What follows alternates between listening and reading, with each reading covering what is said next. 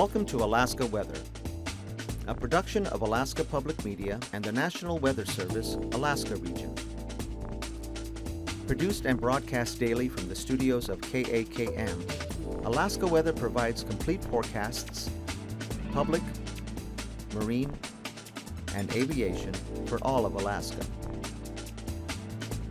Alaska Weather is made possible by the following sponsors. If you're a rural Alaskan resident, consider applying for a seat on one of the Federal Subsistence Regional Advisory Councils by Friday, January 29, 2016. Applicants who have knowledge of the regional subsistence uses, customs, and traditions are needed. Council meetings serve as a forum for regional public involvement in subsistence management. Information at 1-800-478-1456 or email subsistence@fws.gov.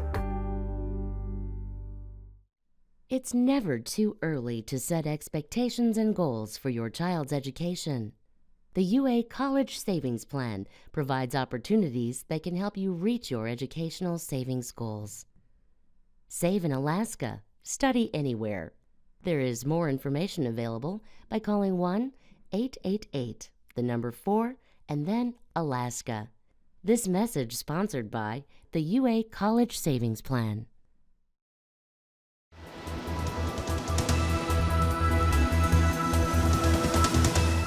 The National Weather Service. Hello again, everyone, and thanks for joining us here at KAKM for Friday's Alaska Weather Show. On the chart here, you've got a snow advisory or winter weather advisory for more snow tonight here, mainly around the Yakutat area. Picked up about 1.5 inches today and looking for 3 to 6 more inches of snow to fall overnight tonight, and then that should taper off during the day tomorrow. And back out to the west here, this is a blizzard watch that's out for, actually begins Sunday morning here for the Yukon Delta, St. Lawrence Island, Bering Strait coast there. And that's for that big storm moving northward. And by about Sunday morning, possibility of some blizzard conditions here, again from the Yukon Delta to St. Lawrence Island, occasional whiteout, quarter-mile less visibilities in snow and blowing snow in those areas. And moving on to the satellite imagery, not a bad day here along the southeast coast. A little bit of a weak disturbance sliding into the south. Most of the moisture with that was to the south, and whatever fell here over the southern areas is pretty light. Otherwise, it's kind of a partly to mostly day with light winds here for the remainder of the panhandle.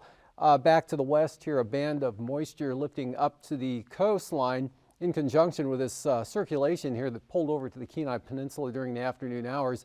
And again, that brought that 1.5 inches of snow to the Yakutat area, and rain and snow showers along the North Gulf Coast right into Prince William Sound. Pretty good snow falling both at Whittier and Portage throughout the day today. Otherwise, Seward, Seldovia reporting some rain. Showers ended there for Kodiak Islands. That area lifted north, so it looked like it wasn't too bad there. And then a band of snow also here from Kamishak Bay back to the northwest, all the way up in toward Norton Sound, bringing some light snow to those areas throughout the day. Otherwise, the interior here kind of variably cloudy with temperatures below zero. And then back to the west, some pretty good northwest winds here coming across the southeast Bering Sea, and a lot of snow showers from the Pribilofs, scattered snow showers the eastern Aleutians, and a little more numerous though along the Alaska Peninsula areas with winds 20 gusting 30 miles an hour. Some areas could have seen gusts of 35 miles per hour, but not too strong. And then back out to the west, another system here stronger up through this area, kind of trails back down to the central Aleutians there to another low center, and that brought some light snow into mainly the Adak area today. There's that center there, about 996 millibars, not all that strong, but a swath of snow extending from the central Aleutians right up into the Russian Far East, and a break, and then the snow showers here from the Pribilofs down to, again, on Alaska and across the Alaska Peninsula area. And again, that extending back up to the north there, and this area is snow from the western Alaska Range down to Iliamna, back to the northwest, again in toward Norton Sound. Otherwise, some snow and gusty winds to about 40 miles an hour through the Bering Strait there, blowing down across St. Lawrence Island. Temperatures dropping to near zero, some colder air edges its way eastward this afternoon. That'll continue tonight. Some flurries up around Kotzebue Sound and that general area up there during Shishmaref back in towards Selawik, possibly some light snow and some patchy fog and flurries along the eastern Arctic coast. Otherwise, not too bad across the north slope into the northeast interior. A little bit of light snow this afternoon at Northway, and then farther to the west there at Delta, they had east winds gusting to 45 miles per hour at times throughout the day today. And then showers here mostly off the coast of the Panhandle there. And again, the snow showers up along the North Gulf Coast, and in that area lifting northward from Kodiak Island. Again, some rain and snow showers here along the Alaska Peninsula. For tonight, this trough moves in and brings chance of showers or a little more numerous showers there along across the Panhandle. And again, the winter weather advisory for the Yakutat area, again for the 3 to 6 inches of snow. And rain and snow along the immediate coastline, but anywhere inland we'll see some, well, now whatever precipitation falls will be in the form of snow again into Prince William Sound. Scattered snow showers here around the Kenai Peninsula, mainly western Cook Inlet, northern Cook Inlet, just some clouds on up into the Sitna Valley, but chance of some snow showers there as well. Still with the chance of scattered snow showers for Kodiak Island, a little more widespread here along the Bering Sea side of the Alaska Peninsula, and it stays kind of breezy there. Northwest winds 15 to 25 miles an hour, a few higher gusts, and scattered snow showers or areas of light snow here across the southwest interior, as well as from Nunivak Island right up in toward the Bering Strait, much like today. And scattered snow showers continue, or periods of light snow, very light snow or flurries there for the Kotzebue Sound area and possibly the western Arctic coast. Maybe some flurries in the Koyukuk Valley there around the Bettles area, but the Tanana Valley all the way over the 40-mile country looking pretty good, dry with light winds, temperatures well below zero. Out to the west, we still have that system up here over the northwest, and then kind of a trough here bringing some rain or snow into the east central Aleutian areas there.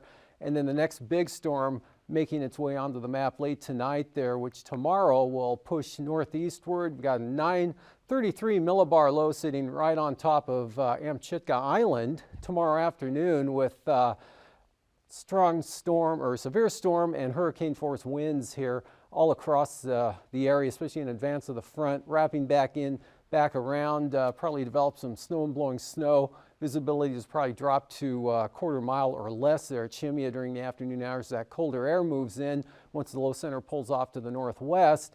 But rain and wind on the increase here, spreading into the eastern Aleutians tomorrow afternoon. Kind of a switching of the wind direction here along the Alaska Peninsula with light winds throughout the day. Northwest winds become light here across Bristol Bay and the Alaska Peninsula. Look for snow showers, gusty west-northwest winds, Kodiak Island.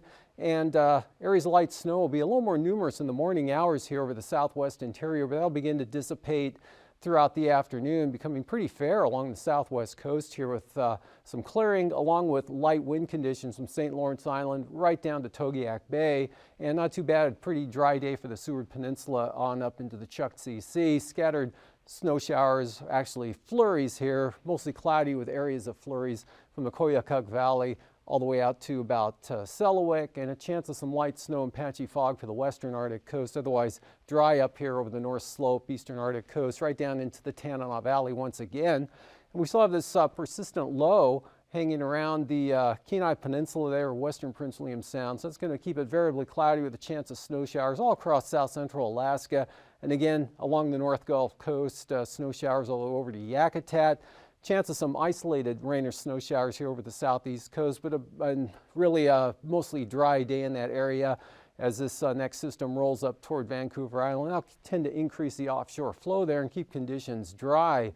And looking ahead, as this low center continues to deepen tomorrow night to about 928 millibars roughly as it moves northeastward. And by Sunday afternoon, it'll be west of the Pribilof Islands.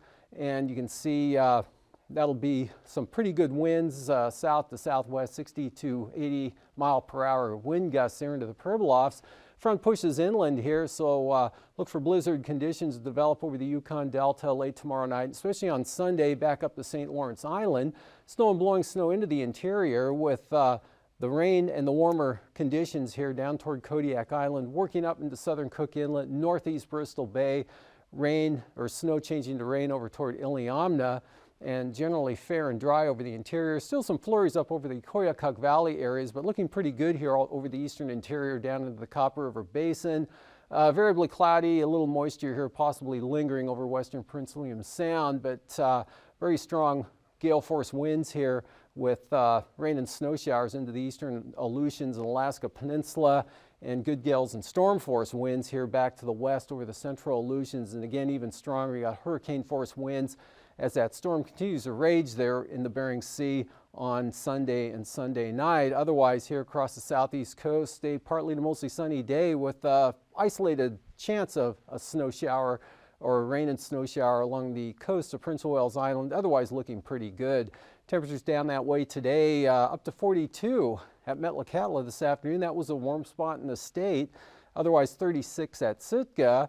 27 at 4 p.m. there at Juneau, 32 in Yakutat, Cordova at 36 degrees. Same thing in Seward, Homer at 32, Anchorage 23, 12 degrees at Squintna, Gulkana 13 below zero, -7 and some flurries at Northway. Again with the wind 14 above there, winds gusting to 45 miles per hour at Delta. Fairbanks -1, but Tanana at 12 below. And Bettle 17 below, but Fort Yukon in the clouds 0. Clear skies 36 below at Arctic Village and 38 below over at Umiat. They had the stage low this morning of -41. About 15 below along the central and eastern Arctic coast, but Barrow at -20. Wainwright up to -6, and then generally below 0 there along the northwest coast. And the Seward Peninsula right around to above 0, 6 degrees at Nome, and then -2 at Tin City. McGrath had -11 this afternoon. Bethel at 3 below. Amonic and St. Michael had 9 degrees. 14 on Nunivak Island at Macoriac. 0 at St. Lawrence Island. Mid-20s there across the Pribilof Islands, and 33-degree reading out at Chimia. 36 at Atka, and then 31 at Unalaska. Upper 20s, lower 30s for the Alaska Peninsula, with 22 at King Salmon. Lows for tonight, again, well below 0, 30s to 40s below on the north slope into the northeast Brooks Range area. Milder down to the south, 0-degree isotherm almost out to the coastline, but a little ways inland. Teens there for Bristol Bay. Teens south central Alaska, below 0 in the Tanana Valley. 20s to mid-30s there for the Panhandle. Highs for tomorrow, lower 40s for the central Aleutians. Teens here for the northern Bering Sea areas, and staying below 0 again for the north slope and the Arctic coast, but either side of 0 here through the central interior. Teens and lower 20s, south central Alaska, mostly in the 30s for the Panhandle. Flying weather tomorrow, possibility of some marginal VFR, mainly toward the border there. Not a bad day here, good VFR, most areas there for the southeast coast. And marginal VFR along the North Gulf Coast, IFR, western Prince William Sound, and possible marginal VFR, southern Kodiak Island. Pretty good here over the interior, marginal VFR there in the northwest Alaska Range. And through this area, more widespread in the morning, diminishing in the afternoon, then some marginal VFR from the North Slope and Arctic Coast. And then the lower conditions, IFR spreading into the central Aleutians there, marginal VFR heading into Nikolsky and eventually Unalaska late in the day. Pribilof may stay VFR. For the passes, Anatuvik VFR as well as Adigan. Lake Clark and Merrow, marginal becoming VFR late in the morning, rainy VFR, windy VFR, possible marginal VFR on the north side of Windy as well as the northern approach of Isabel. Mentasta, good. Tanita VFR. Portage, marginal. Look for some IFR in the eastern entrance. Chilcoot and White starting out marginal, becoming VFR. Freezing levels up to 2,000 feet here over the extreme southern panhandle. Otherwise looking at the surface up along the North Gulf Coast, back down just south of the Alaska Peninsula. A little bit milder air out over the western and southwest Bering Sea. Icing, just some isolated possibilities here over the southeast coast, up along the North Gulf Coast. Most of the moisture in the Gulf of Alaska, and occasional widespread moderate rime icing pushing eastward and northward here across the Aleutians and into the southern Bering Sea areas. Upper level wind flow chart, upper low here right over south central Alaska tomorrow, the trough kind of elongating out along the coastline. west to northwest jet here at about 100 knots from the northern Bering Sea, right across Kodiak Island. That'll make for kind of a windy day tomorrow. Southern branch here kind of angling up toward the eastern Aleutians at about 100 knots. And for 9,000 feet, that strong storm shows up well here at this elevation. Southerly winds 70 knots, strong winds wrapping back in around behind, lighter winds here along the southwest coast. Pretty light and variable here over the southeast interior, northeast 10 to 30 knots up to the north, and generally light winds here for the southeast coast as well. And at 3,000 feet, winds increase 40 knots. The eastern Aleutians tomorrow afternoon, quite light here over the southeast Bering and Alaska Peninsula to northwest 25 Kodiak Island. Variable winds at about 5 to 10 over the southeast interior, northerlies 10 to 20, and then look for some 70-knot northerly winds at 3,000 feet for the western Aleutians. And turbulence-wise, pretty smooth for the panhandle. Could be some light to isolated moderate chop Kodiak Island.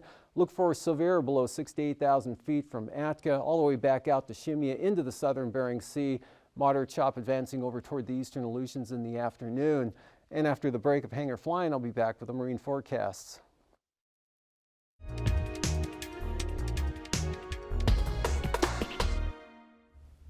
Good evening. I'm Harry Keeling, and on behalf of the Alaskan Aviation Safety Foundation and Alaska Public Media, welcome to Hangar Flying.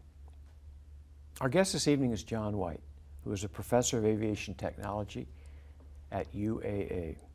John grew up in South Africa in truly a family of pilots, father, grandfather, brother, and John has what I can only describe as an incredible resume. He went into general aviation in all of its phases, including charter, and he's got over 7,000 hours of flight instruction. He was also in the South African Air Force, where he flew the Harvard, or what we often refer to as the T6. He flew Big Iron, 707, 727, 737, 747, amongst others. And after a break of 7 years, he came back to South African Airlines and then Korean Air. It was at this time he came to Alaska and decided to stay. He subsequently became chief pilot and director of operations for Evergreen. Finally, John became a professor, aviation professor at UAA, where he is today. Welcome, John. Thank you. John, what I glossed over was the 7-year hiatus. And this is truly an incredible story of incarceration for a trumped-up offense of politics, suffering, and remarkable courage and eventual release from an African prison. That should intrigue our visitors, but we're not going to start there. I want to talk about your aviation career as a whole and share with our audience some of that information. And then in a future program, next time, we'll get to the story of your incarceration. So let's go back to your days of flying with South Africa Air. One of the things I'd like you to talk about is an experiment, I guess it's an experiment or analysis of something you were involved in, talking about dual qualification. Can you share that with our audience? Absolutely. In South African Airways, I led a team where we studied dual qualification as a possibility. The dual qualification that we did was on the 747 Classic and the 737 Classic, which are all steam gauges, regular, not glass cockpit. And then we had another phase where we did 747 Classic and 747 glass cockpit, which is the digital cockpit. I did this for 2 years personally. I flew the 737 and the 747 for the 2 years, and I found it quite acceptable. But the end of the experiment, if I start off there, the parameters that I put in there were that the person has to be capable of flying both types and willing to fly both types. And so at the end of the day, there were people that were incapable of flying both types, just from a pilot ability, if you like. And there were people that didn't want to fly both types, so the whole project was abandoned. But it was certainly very interesting, and as I say, from my perspective, I flew 737s and 747s. And if there's a positive angle to it, I think complacency is a big thing in aviation. And I think by flying two types of aircraft like that, there's no possibility for complacency. When you find an airline captain who's been flying one type of aircraft for 5 or 10 years, he's definitely got a tendency to get complacent. He does the same thing every, every day, flies the same routes every day, and tends to go off checklist and get a little bit complacent. Whereas if you're flying two types, there's no possibility. You have to be on your toes. So John, we've got about a minute and a half left. I want to ask you a question. You've got extraordinary experience all over the world flying, and in Alaska flying, and teaching at UAA. Could you sum up in one word or one thought what one thing could Alaska pilots do that might make our aviation safety record better?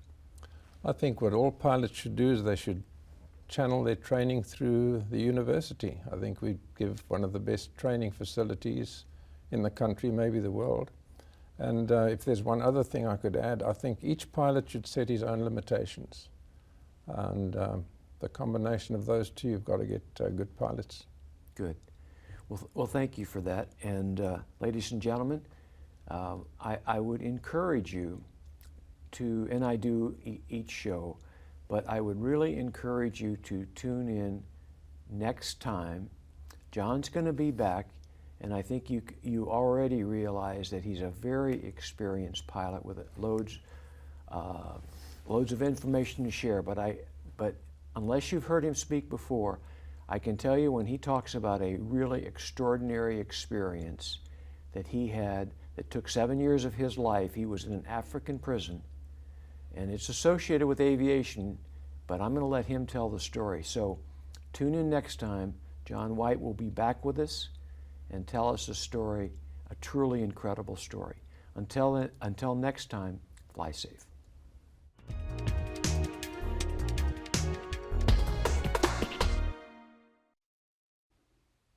Welcome back. Well, this was Monday's sea ice analysis, and you can see some ice was beginning to show up around St. Lawrence Island, but some open areas back up toward the Bering Strait.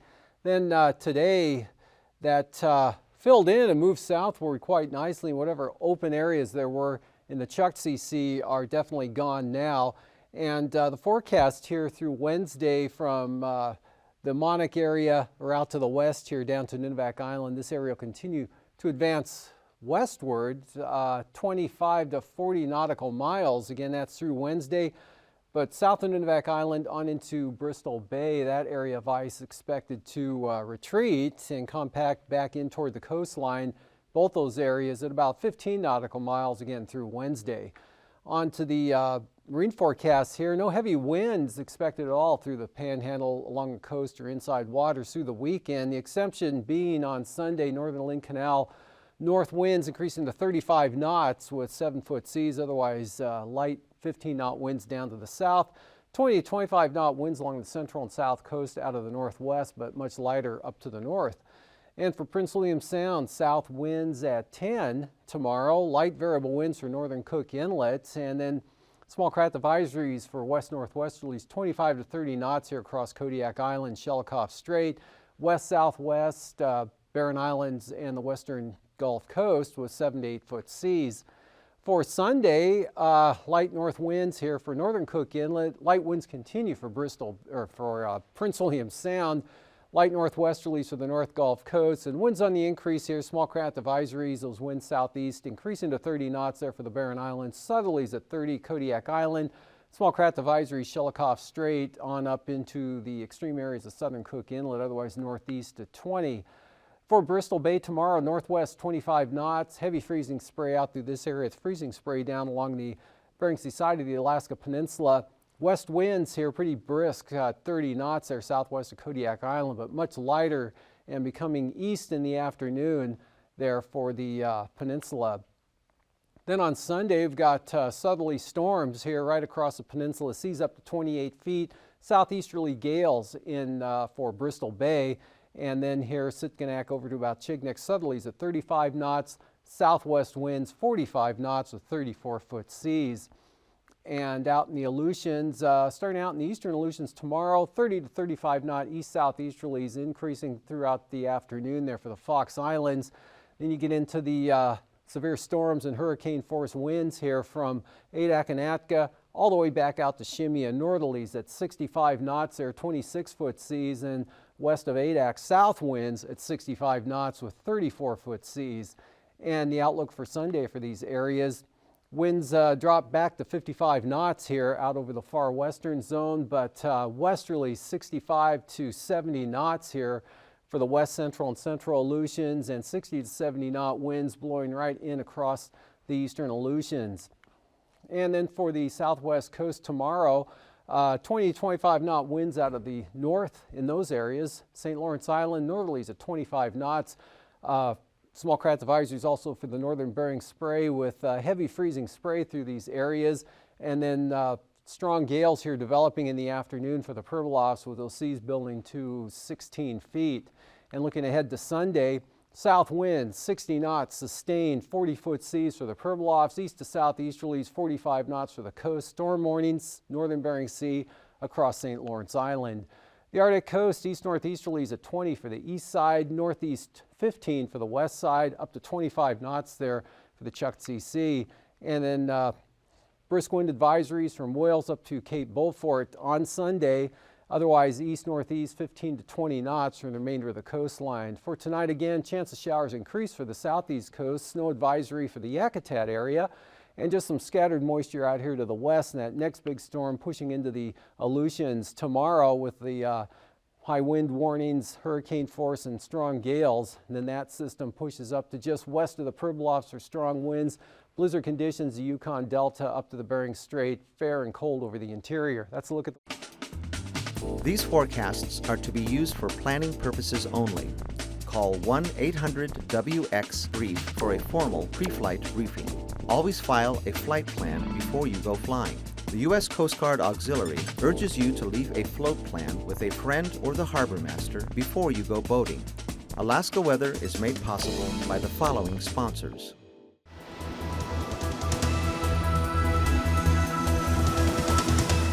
The National Weather Service. Find a living in fisheries.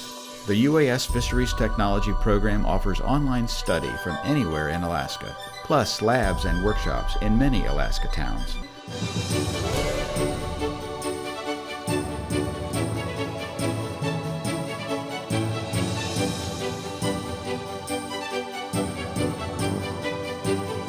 Is most likely a chum. Find your living without leaving where you are. Fisheries Technology from UAS.